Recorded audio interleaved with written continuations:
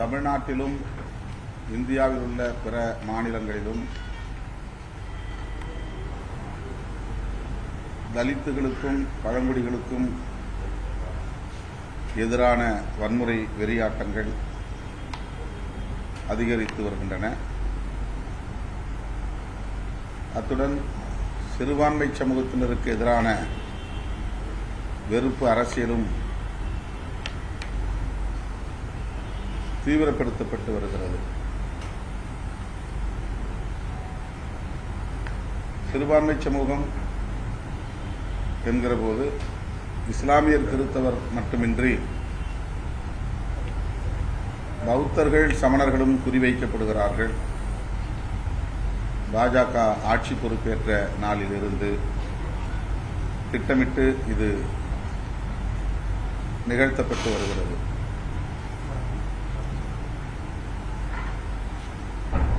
மசூதிகளை இடிப்பதைப் போல, தேவாலயங்களை இடிப்பதைப் போல, புத்த விகார்களை குறிவைப்பது, புத்தர் சிலைகளை இடிப்பது போன்ற நடவடிக்கைகளிலும் சங் பரிவார் கும்பல் ஆங்காங்கே ஈடுபட்டு வருகின்றனர்.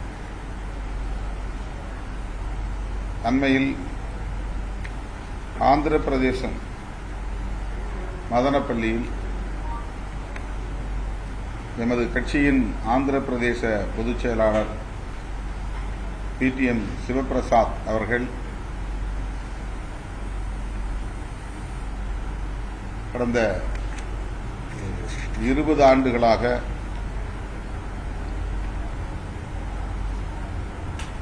ஒரு மலையில் புத்தருடைய சிலையை நிறுவி பராமரித்து வருகிறார். பொதுமக்கள் அந்த இடத்திற்கு வந்து புத்தரை தரிசித்து வருவது,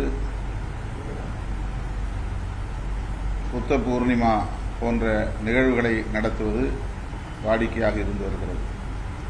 ஆனால் திடுமென அந்த சிலையை உடைத்து தலையை துண்டித்து விட்டார்கள். அதை எதிர்த்து வன்முறையில் ஈடுபட்டவர்கள் மீது நடவடிக்கை எடுக்க வேண்டும் என்று உண்ணாவிரதம் இருந்த ஆந்திர மாநில பொதுச் செயலாளர் PTM சிவபிரசாத் அவர்கள் மீது அடுக்கடுக்கான பொய் வழக்குகளை போட்டு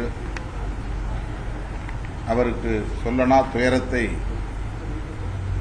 ஆந்திர பிரதேச மாநில அரசு செய்து வருகிறது.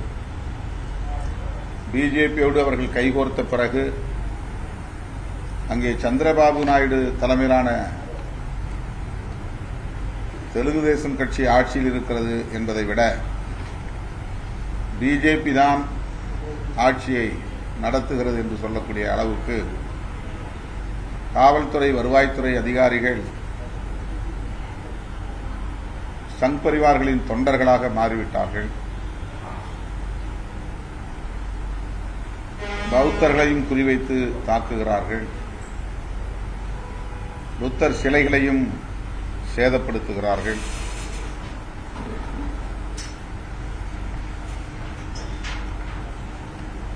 அதனை விடுதலை சிறுத்தைகள் கட்சி மிக வன்மையாக கண்டிக்கிறது. ஆந்திர பிரதேசத்தை மெல்ல மெல்ல சங்கிகளின் பிரதேசமாக மாற்றி வருகிறார்கள் என்பதற்கு இது ஒரு சான்று. சிவபிரசாத் அவர்கள் மீது போடப்பட்ட வழக்குகளை திரும்பப் பெற வேண்டும் என்று வலியுறுத்தியும், இடிக்கப்பட்ட புத்தர் சிலையை மீண்டும் அங்கே நிறுவ வேண்டும் என்றும்,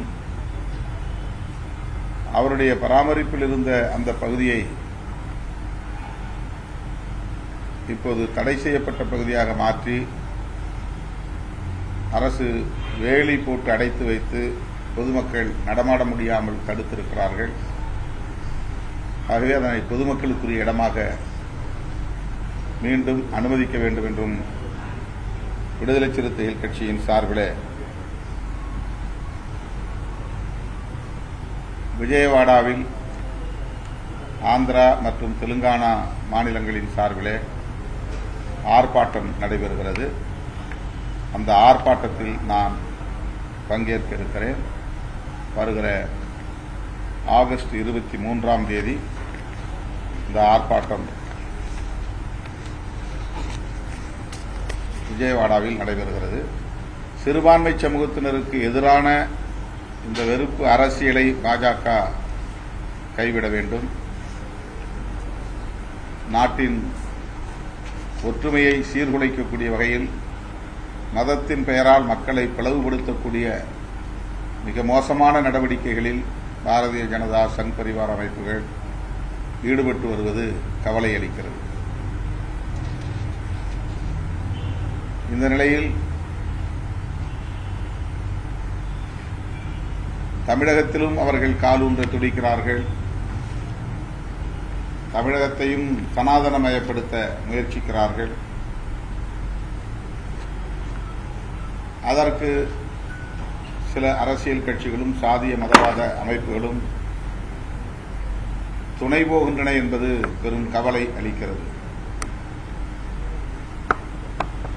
பாரதிய ஜனதா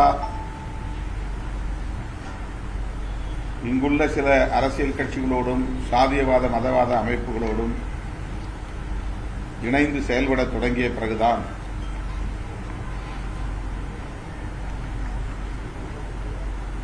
சாதியின் பெயரில் வன்முறைகள் அதிகரித்திருக்கின்றன, ஆணவ கொலைகள் அதிகரித்திருக்கின்றன.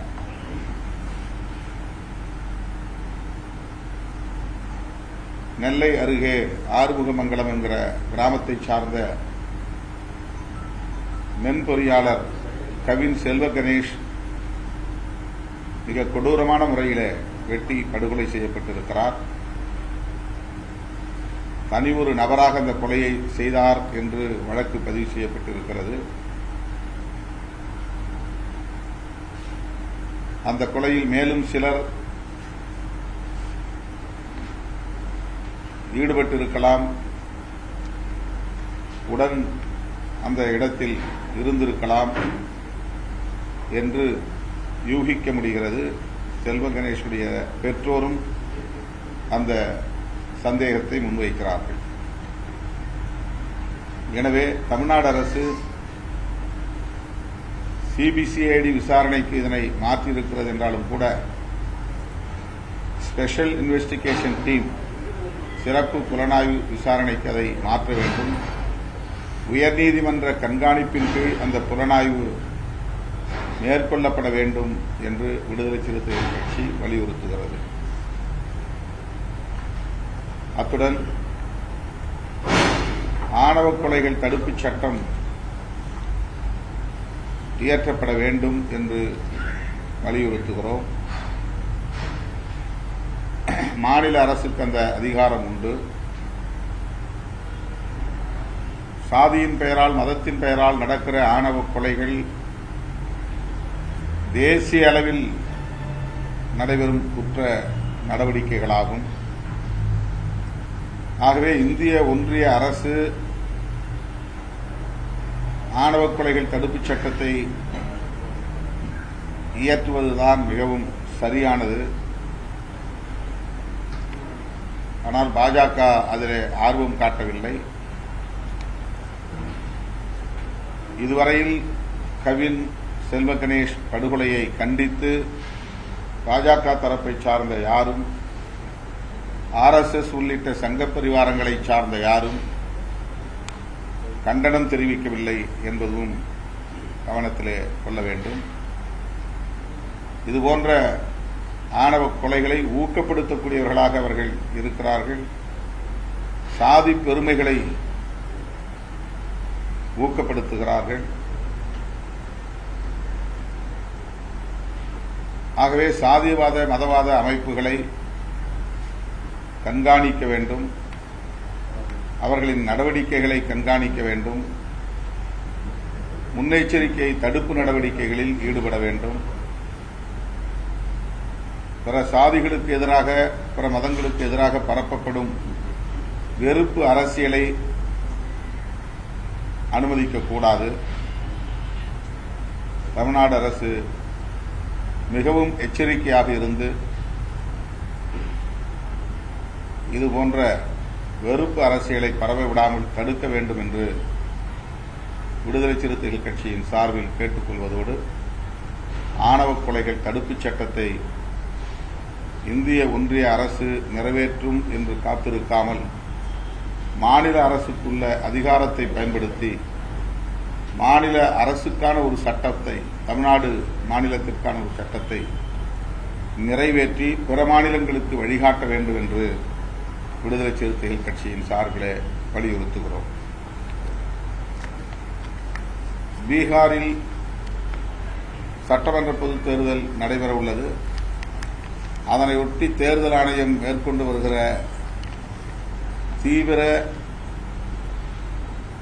சிறப்பு தீவிர வாக்காளர் பட்டியல் திருத்தம் அது மிகவும் விமர்சனத்திற்குள்ளாகி இருக்கிறது, கடும் கண்டனத்திற்குள்ளாகி வருகிறது.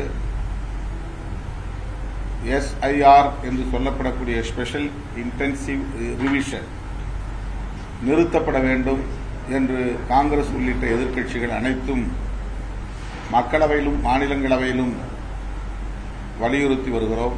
ஆனால் அதை விவாதிப்பதற்கு கூட நாடாளுமன்ற மக்களவைத் தலைவர், மாநிலங்களவைத் தலைவர் அனுமதிக்கவில்லை. இதனால் தொடர்ந்து நாடாளுமன்ற மழைக்கால கூட்டத்தொடர் தொடங்கிய நாளிலிருந்து எதிர்க்கட்சிகளின் போராட்டங்கள் நடைபெற்று வருகின்றன. 2003க்கு முன்னால் வாக்காளர்களாக தங்களை பதிவு செய்து கொண்டவர்கள் மற்றும் 2003க்கு பின்னால் வாக்காளர்களாக பதிவு செய்து கொண்டவர்கள் என்று இரு தரப்பாக பிரித்து 2003க்கு பின்னால் பதிவு செய்தவர்கள் தாங்கள் அந்த பகுதியில் குடியுரிமை பெற்றவர்களாக வாழ்கிறார்கள் என்பதை உறுதிப்படுத்தும் வகையில் ஆவணங்களை ஆன்லைன் மூலம் பதிவேற்றம் செய்ய தேர்தல் ஆணையம் வலியுறுத்துகிறது. அந்த நடவடிக்கையின்படி இதுவரையில் பீகாரில் 65 லட்சம் வாக்காளர்களை வாக்காளர் பட்டியலில் இருந்து நீக்கியிருக்கிறார்கள் என்பது அதிர்ச்சி அளிக்கிறது. மேலும் பல லட்சம் பேரை நீக்குவதற்கு வாய்ப்பு இருக்கிறது என்றும் சொல்லப்படுகிறது. இவ்வாறு வாக்காளர் பட்டியலில் இருந்து நீக்கம் செய்யப்பட்டவர்களில் பெரும்பான்மையானவர்கள் சிறுபான்மை மற்றும் பட்டியல் சமூகங்களை சார்ந்தவர்கள் என்று உறுதிப்படுத்தப்பட்டிருக்கிறது.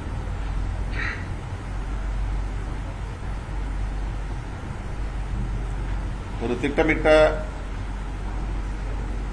ஜனநாயக விரோத நடவடிக்கையை தேர்தல் ஆணையத்தின் மூலம் மோடி அரசு மேற்கொண்டு வருவது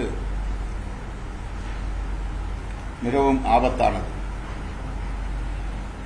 இது தமிழ்நாட்டுக்கான நடவடிக்கையாகவும் விரைவில் மாறும். இந்தியா முழுவதும் உள்ள ஒவ்வொரு மாநிலத்திலும் இதை நடைமுறைக்கு கொண்டு வர தேர்தல் ஆணையம் திட்டமிட்டிருப்பதாக தெரிகிறது.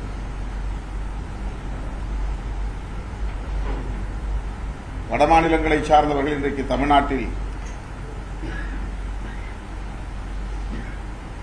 ஏறத்தாழ 70 லட்சம் 80 லட்சம் பேர் தொழிலாளர்களாகவும் வியாபாரிகளாகவும் இங்கே குடியேறி இருக்கிறார்கள் என்ற புள்ளி விவரம் கிடைக்கிறது. அவர்களை எல்லாம் இங்கே வாக்காளர்களாக சேர்க்கிற முயற்சியும், அண்மை காலமாக வந்து போகிற அவர்களை தமிழ்நாட்டின் வாக்காளர்களாக சேர்க்கிற முயற்சியும் அவர்களின் செயல் திட்டத்திலே இருப்பதாக சொல்லப்படுகிறது. எனவே இது குறித்து தமிழ்நாடு முதலமைச்சர் அவர்கள் ஒரு விரிவான விவாதத்தை நடத்துவதற்கு அனைத்து கட்சி கூட்டத்தை கூட்ட வேண்டும் என்று விடுதலை சிறுத்தைகள் கட்சி வேண்டுகோள் விடுக்கிறது.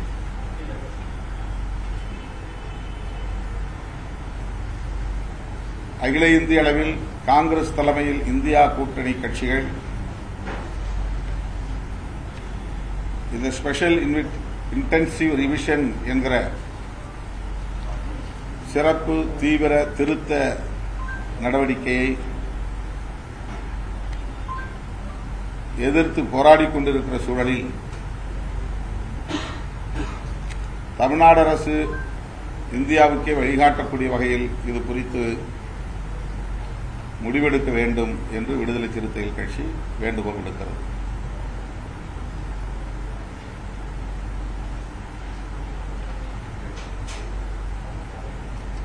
ஆணவ கொலைகள் தடுப்புச் சட்டத்தை நிறைவேற்ற வேண்டும் என்று வருகிற 9ஆம் தேதி ஆகஸ்ட் விடுதலை சிறுத்தைகள் கட்சியின் சார்பில் தலைநகர் சென்னையில்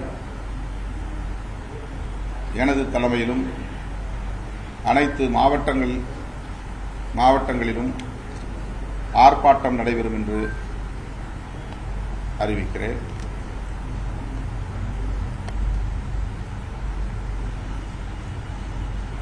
தமிழ்நாடு அரசு திராவிட முன்னேற்றக் கழகம் ஏற்கனவே இது குறித்து தேர்தல் வாக்குறுதியில் ஆணவ கொலை தடுப்புச் சட்டத்தை நிறைவேற்றுவோம் என்று கூறியிருக்கிறது. ஆகவே அதை நடைமுறைப்படுத்த வேண்டும் என விடுதலை சிறுத்தைகள் கட்சி வேண்டுகோள் விடுக்கிறது.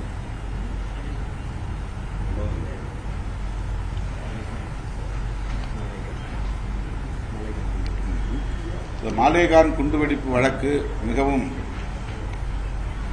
முக்கியத்துவம் வாய்ந்த ஒரு வழக்கு. 2008 நடந்தது. அதிலே தொடர்புடைய 7 பேரும் இப்போது விடுவிக்கப்பட்டிருக்கிறார்கள். ஏடிஎஸ் என்கிற ஆன்டி டெரரிசம் ஸ்குவாட் அந்த வழக்கை விசாரித்தது. பின்னர் அதனை என்ஐஏ விசாரணைக்கு மாற்றினார்கள். தீர்ப்பளிக்கக்கூடிய கடைசி நேரத்தில் எல்லோரும் ஆவலோடு என்ன தீர்ப்பு வரப்போகிறது என்று எதிர்பார்த்துக் கொண்டிருந்த சூழலில் அனைவருமே விடுவிக்கப்பட்டார்கள் என்பது பெரும் அதிர்ச்சி அளிக்கிறது. நாடாளுமன்றத்தில்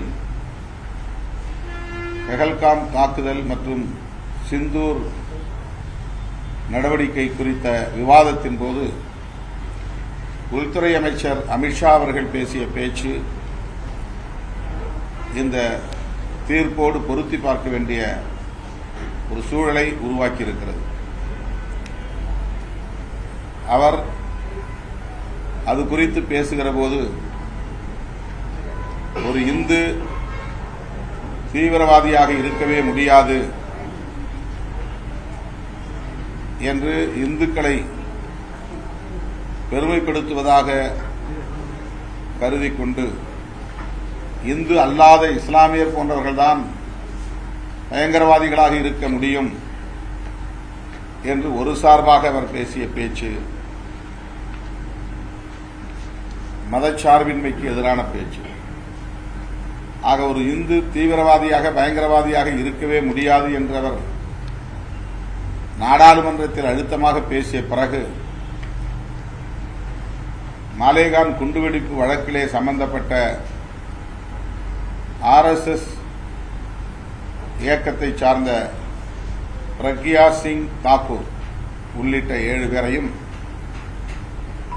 ஆதாரங்கள் இருந்தாலும் கூட எப்படி தண்டிக்க முடியும் என்கிற ஒரு நெருக்கடியை என்ஐஏ விசாரணை அதிகாரிகளுக்கு மறைமுகமாக அமித்ஷா அவர்கள் தந்திருக்கிறார் என்றுதான் எண்ண தோன்றுகிறது. இந்த தீர்ப்பு பிரக்யா சிங் அவர்கள் பயன்படுத்திய இருசக்கர வாகனத்தில் வெடிகுண்டு அல்லது வெடிமருந்து இருந்தது என்பதை உறுதிப்படுத்தவில்லை. அந்த இருசக்கர வாகனம் அவருடையது என்பதையும் உறுதிப்படுத்தவில்லை என்ற காரணத்தை சொல்லி விடுதலை செய்திருக்கிறார்கள். ஆக நீதித்துறையையும் அல்லது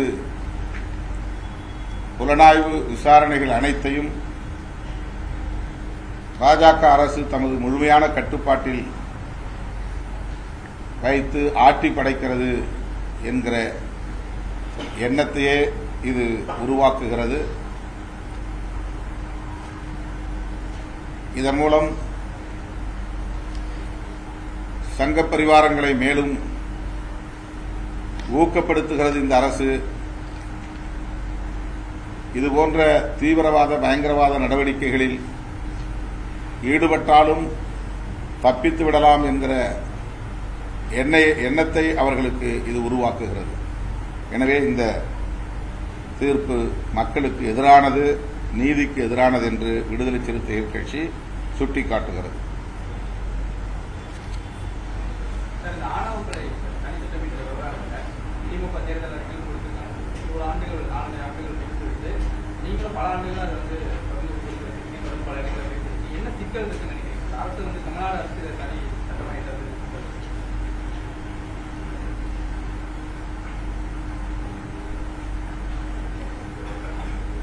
இது ஒரு தேசிய அளவிலான பிரச்சினை. ஆகவே இந்திய ஒன்றிய அரசு இந்த சட்டத்தை இயற்ற வேண்டும் என்கிற ஒரு நிலைப்பாட்டை மாநில அரசுகள் எடுப்பதாகத்தான் கருத்து நிலவுகிறது. தமிழ்நாடு உட்பட மாநில அரசுக்கும் சட்டம் ஒழுங்கு என்கிற அடிப்படையிலே அதிகாரம் இருக்கிறது என்று நாம் சுட்டிக்காட்டுகிறோம், வலியுறுத்துகிறோம், தொடர்ந்து வலியுறுத்துவோம். மக்களை திரட்டி போராட்டங்களின் ஊடாக இந்த கோரிக்கையை வலியுறுத்துவோம். போராட்டம் நடத்த திட்டமிட்டிருக்கீங்க, அது வந்து இப்ப தமிழக அரசு வலியுறுத்தி இருக்குமா, மத்திய அரசு வலியுறுத்தி இருக்குமா? இந்த இப்போதைக்கு தமிழ்நாடு அரசுக்கு இந்த வேண்டுகோளை நாங்கள் வைத்து இந்த ஆர்ப்பாட்டத்தை நடத்துவோம்.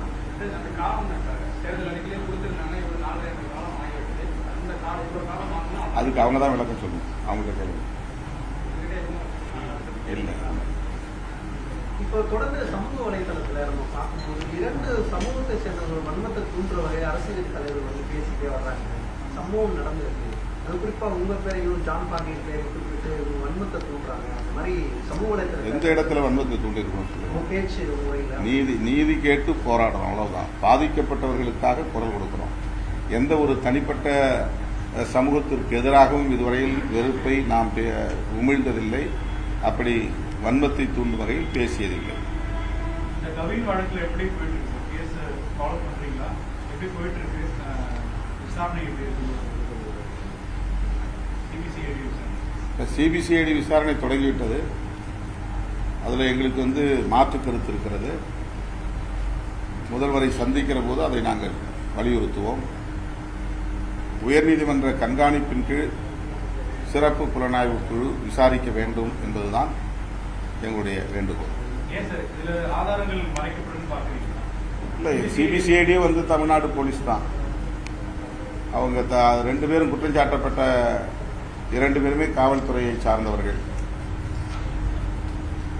அதில் வந்து சந்தேகம் பெற்றோருக்கு, பாதிக்கப்பட்ட கவின் குடும்பத்தினருக்கு வலுவாக இருக்கிறது. அந்த சந்தேகத்தில் நியாயம் இருப்பதாக நாங்கள் உணர்கிறோம்.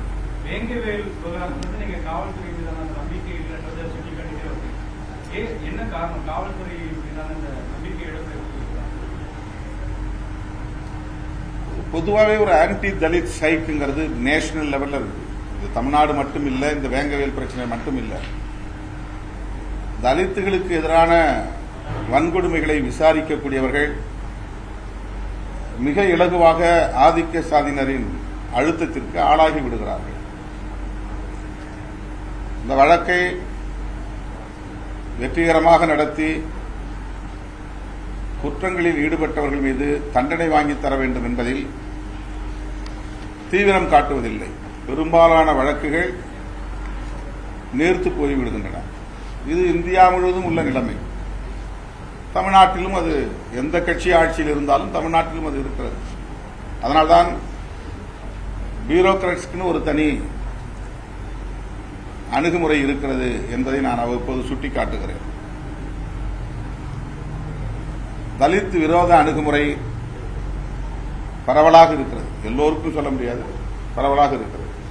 பெரும்பாலான வழக்குகள் குற்றவாளிகளை தண்டிக்காமலேயே மூடிவிடுகிறார்கள், வழக்குகளை மூடிவிடுகிறார்கள். ஆகவேதான் இந்த கோரிக்கையை நாம் வைக்க வேண்டியிருக்கிறது. இந்த ஆணவ கொலை தடுப்பு சட்டத்துல என்ன அம்சங்கள் இருக்கு? இது கொண்டு வந்துட்டு என்ன நடக்கும்? நிறைய பேர் அதை விரிவாக சட்ட வல்லுநர்கள் அதை முடிவு செய்வார்கள். சராசரியாக இன்னைக்கு இருக்கிற ஐபிசி போதாது, அதில் நிறைய லூப் ஹோல்ஸ் இருக்குது. இந்த பிஎன்எஸ் என்கிற சட்டம், அந்த வழக்கில் அது அந்த சட்டத்தின் கீழ் இவர்களை தண்டிக்க முடியாது என்பதனால் தனி சட்டம் வேண்டும் என்று சொல்லுவோம். எப்படி கடந்த காலங்களில் ஐபிசி போதும், வன்கொடுமை தடுப்பு சட்டம் தேவையில்லை என்ற கருத்து இருந்தது. அது போதாது என்பதனால் தான் வன்கொடுமை தடுப்பு சட்டம் கொண்டு வரப்பட்டது. அது நடைமுறையில் எந்த அளவுக்கு இருக்கிறது என்பது வேறு. ஆனால் ஒரு சட்டம் இருப்பதனால் இந்த சட்டத்தை நடைமுறைப்படுத்துங்கள் என்று வலியுறுத்துகிறோம். இந்த சட்டங்களை நடைமுறைப்படுத்துங்கள் என்று வலியுறுத்த முடிகிறது. அதேபோல ஆணவ கொலைகள் தடுப்பு சட்டம் வந்தால் அந்த சட்டத்தின்படி நடவடிக்கை எடுக்க வேண்டும் என்று வலியுறுத்துவதற்கு ஒரு இடம் இருக்கிறது, ஒரு ஸ்பேஸ் உருவாகிறது. இந்த சட்டத்தை நிறைவேற்ற இது போன்ற சம்பவங்களை தடுக்க முடியும். சோசியல் அவேர்னஸ் இல்லாம கல்வி தொடர்பான ஒரு வெறும் வேலைவாய்ப்புக்கான கல்வியாக இல்லாமல் சமூக நல்லிணக்கத்திற்கான ஒரு கல்வி, மனித உரிமை விழிப்புணர்வுக்கான கல்வி நமக்கு தேவைப்படுகிறது. பட்டதாரிகளாக இருக்கிற பலர் சாதி வெறியர்களாகவும் மாறுகிறார்கள். எனவே சமூக தளத்திலும் கலாச்சார தலங்களிலும் சாதி உணர்வுகளை தூண்டுகிற அமைப்புகள் கண்காணிக்கப்பட வேண்டும், கட்டுப்படுத்தப்பட வேண்டும். தொடர்ந்து மதவாத அமைப்புகளும் சாதியவாத அமைப்புகளும் பள்ளி கல்லூரி மாணவர்களிடையே சாதி பெருமிதங்களை ஊக்கப்படுத்துகிறார்கள், மத உணர்வுகளை தூண்டுகிறார்கள். இதுவும் அதற்கு ஒரு காரணமாக இருக்கிறது. ஏற்கனவே சமூகத்தில் இது நிலவுகிறது, ஆயிரக்கணக்கான ஆண்டுகளாக அது நிலவுகிறது. அதனை ஊக்கப்படுத்துகிற நடவடிக்கைகளில் இதுபோன்ற அமைப்புகள் ஈடுபடுகிறார்கள். அவர்கள்தான் சாதிய வன்மங்களுக்கு காரணமாக இருக்கிறார்கள் என்பதுதான் யதார்த்தமான உண்மை. ஓபிஎஸ் அவர்கள் கூட்டணி ஏற்றுக்கொள்வீங்களா? அவர் நிரந்தர நண்பர்களே உங்களுடைய கூட்டணிக்கு அது ஆரோக்கியமா பார்க்கிறீங்க? கூட்டணி வலிமை பெற்றால் மகிழ்ச்சி தான். யார் யாரை கூட்டணிக்குள்ளே இணைக்க வேண்டும் என்று முடிவெடுக்கிற அதிகாரம் கூட்டணியின் தலைவருக்குத்தான் உண்டு. எங்களை பொறுத்தவரையில் நாங்கள் ஏற்கனவே தெளிவுபடுத்தியிருக்கிறோம். சாதிய மதவாத சக்திகளை தவிர வெளிப்படையாக சாதியவாதத்தை பேசுகிற, வெளிப்படையாக மதவாதங்களை உயர்த்தி பிடிக்கிற அரசியல் கட்சிகளை தவிர மற்ற அனைத்தும் எங்களுக்கு தோழமை இயக்கங்கள் தான். அவர்களோடு எங்களால் இணைந்து பயணிக்க முடியும்.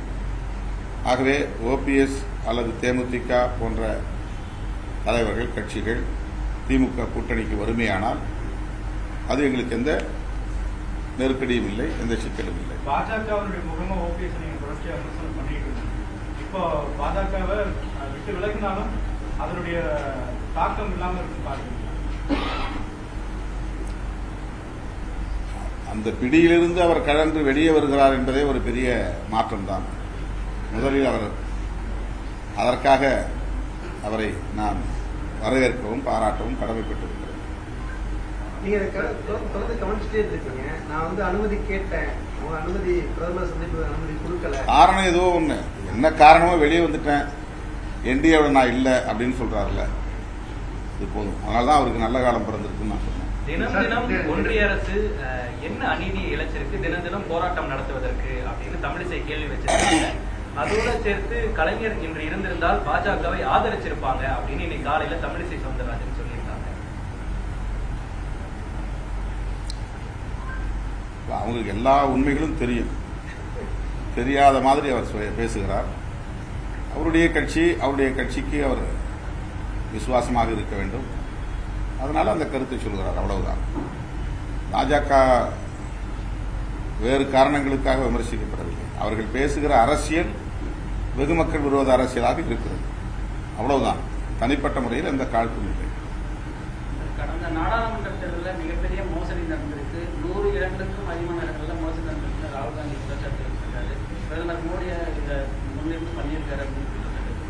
தேர்தல் ஆணையம் பாஜக கட்டுப்பாட்டுக்கு முழுமை போயிருக்கிறது.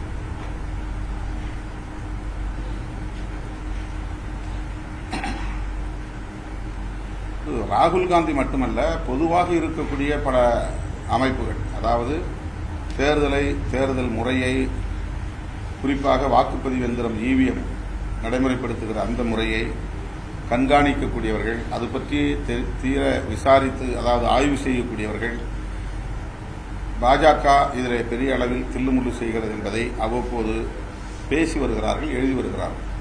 நிறைய நீங்கள் அது பற்றிய செய்திகளை சமூக ஊடக தளங்களில் தேட முடியும், எடுக்க முடியும்.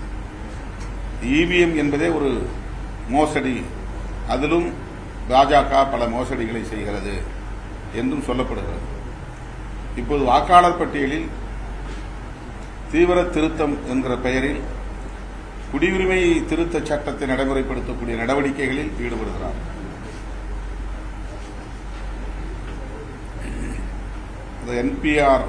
என்ஆர்சி என்று சொல்லக்கூடிய NRC, national registration of citizens, அந்த பதிவுகளை செய்ய சொல்லி வற்புறுத்துகிறார்கள். இதெல்லாம் வழக்கமான தேர்தல் ஆணையத்தின் நடைமுறை அல்ல. இப்போ நிறைய இடங்களில் அவ்வப்போது வாக்காளர் பட்டியலில் திருத்தம் செய்யலாம், சேர்க்கை ஆட் பண்ணலாம், அடிஷன்ஸ், நீக்கம், டெலிஷன், இதை செய்யலாம். அந்த மாதிரி இல்லை.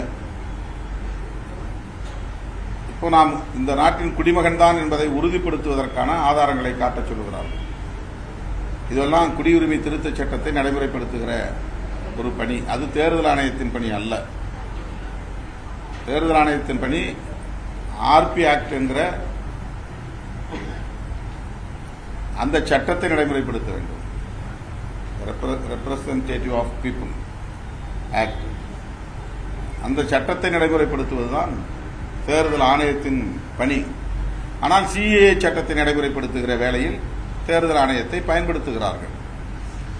இதுபோன்ற வெகுமக்கள் விரோத தேர்தல் தில்லுமுள்ளு நடவடிக்கைகளில் தொடர்ந்து பாஜக அரசு ஈடுபட்டு வருகிறது. இதை அரசியல் கட்சிகளை தாண்டி, ராகுல் காந்தி போன்ற தலைவர்களையும் தாண்டி நடுநிலையோடு இருந்து ஆய்வு செய்யக்கூடிய ஜனநாயக சக்திகளும் சுட்டிக்காட்டி வருகிறார்கள். ஏற்கனவே கூட்டணியில இடம் ஒதுக்குறதுல ரொம்ப சிக்கல் இருக்கு. நிறைய கட்சிகள் அழைப்பு விடுக்கிறீங்க, அது எப்படி இன்னும் சவாலா அமைஞ்சிடாத கூட்டணியில தொகுதி பிரிக்கிறது? அதனால ஒன்றும் இல்லை, நல்லிணக்கத்தோடு நாங்கள் ஒருத்தருக்கு ஒருத்தர் பகிர்ந்து கொள்வோம். அதில் ஒன்றும் பிரச்சனை கிடையாது. நாட்டை பாதுகாக்க, மக்களை பாதுகாக்க, சனாதன சக்தியிடமிருந்து அரசமைப்பு சட்டத்தை பாதுகாக்க இன்றைக்கு மதசார்பற்ற முற்போக்கு கூட்டணி வலிமை பெற வேண்டிய தேவை இருக்கிறது என்பதை விடுதலை சிறுத்தைகள் கட்சி உணர்கிறது. விஜய் வருகையால இன்னும் வலுவான கூட்டணி அமைக்கணும்ன்ற எதிர்பார்ப்பு, அது உங்களுடைய யூகமா இருக்கலாம். விஜய் வருகைக்கு சம்பந்தம் அதுக்கு சம்பந்தம் இல்ல. போதுமான அளவு கூட்டணி வெற்றியா நீங்க தொடர்ச்சியா வெற்றி பெறீங்க, இன்னும் கூட்டணி கட்சிகள் வரணும்னு எதிர்பார்க்கப்படுவதற்கான இல்ல. வெளியே இருக்கிற கட்சிகள் அவங்க வர விரும்புறாங்க, வர சந்திக்கிறாங்க, அவ்வளவுதான். இன்னும் அரசியல் முக்கியத்துவமான சந்திப்புன்னு அதை சொல்ல முடியாது. அவருடைய உடல்நலத்தை விசாரிக்க வந்தாங்க, அவருடைய உடன்பிறப்பு காலமானதை விசாரிக்க வந்தாங்க. அப்படிதான் சொல்லப்பட்டிருக்கு. ஊடகங்கள்ல தேர்தல் சம்பந்தமான ஒரு யூகங்கள் நிலவுகின்றன. அந்த யூகத்துக்கு நான் பதில் சொல்றேன், அவ்வளவுதான். இதுவும் ஒரு யூகமான பதில் தான். திமுக கூட்டணியிலிருந்து எந்த கட்சியும் வெளியே இருந்து இன்னும் கட்சிகள் வாருங்கள் என்று அப்படி ஒரு பலவீனமான நிலையில் அழைப்பு விடுத்ததாக நீங்க உங்கள் கேள்வி இருக்கிறது. அப்படி அல்ல. அந்த மாதிரி யாரையும் அழைக்கலாம். அவங்க விசாரிக்கிறாங்க. ஒருவேளை அவங்க கூட்டணிக்கு வந்தார் அப்படின்னு நீங்க கேட்டதுனால வந்தார், வரவேற்கும், அவ்வளவுதான். எடப்பாடி பழனிசாமி போற இடம் எல்லாமே மக்கள் கூட்டம் அதிகமாக வெற்றி இப்பவே கண்ணுக்கு தெரியுது. அந்த மாதிரி ஒரு பேச்சு உரையில் எப்படி? அது ரொம்ப மகிழ்ச்சி. மக்கள் செல்வாக்கு இருந்தால் ரொம்ப சந்தோஷம். ஆனால் தேர்தல் நேரத்தில் மக்கள் எப்படி தீர்ப்பளிப்பார்கள் என்பதை அந்த நேரம், அந்த காலம் முடிவு செய்யும்.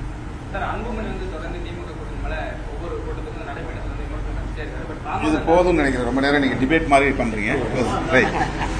20 வருஷமா இவர் ஒரு புத்த விகாரம் கட்டி அது பொதுமக்கள் பயன்பாட்டுக்காக ஏறத்தாழ 2 கோடி ரூபாய் செலவு செஞ்சிருக்காரு.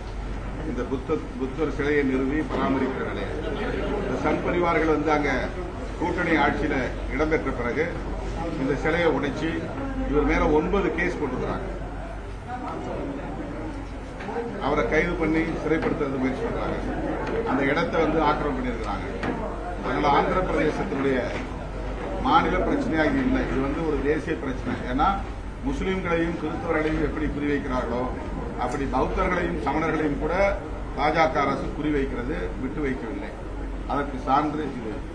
ஆந்திராவில் ஒரு கூட்டணி ஆட்சி பிஜேபியோடு ஏற்பட்டதனால் எந்த அளவுக்கு ஆந்திர மாநிலம் சனாதனமயமாகி வருகிறது, சிறுபான்மையினர் அச்சுறுத்தலுக்கு ஆளாகிறார்கள் என்பதற்கு இந்த சம்பவம் ஒரு சான்று. தமிழ்நாட்டையும் அப்படி சனாதனமயப்படுத்துவதற்கு பாஜகவுக்கு அதிமுக துணை போகிறதே என்கிற கவலைதான் அதிமுகவுக்கு அவ்வப்போது நாங்கள் சில கருத்துக்களை சொல்லுவதற்கு காரணம். ஓகே.